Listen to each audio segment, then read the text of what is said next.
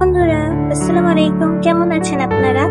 আজ আমি আবার আপনাদের মাঝে একটা নতুন ভিডিও নিয়ে আসলাম। এই যে আপনাদের ব্যবহার করার দ্বিতীয় পর্ব নিয়ে এসেছি। আপনারা দেখতেই পাচ্ছেন আমি প্রথমেই সবকিছু সাজিয়ে নিয়েছি।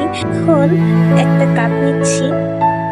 কোথায় চলে গেল? একটা কাপ নিচ্ছি এবং একটা আইসক্রিম স্টিক নিচ্ছি। যদি আপনাদের কাছে মিক্স করার কোনো জিনিস না হয় তাহলে আপনারা আইসক্রিমের স্টিক ব্যবহার করতে পারেন। আমি কোনো মাপার মেশিন নিচ্ছি না, কারণ আমার কোনো মাপার মেশিন নাই।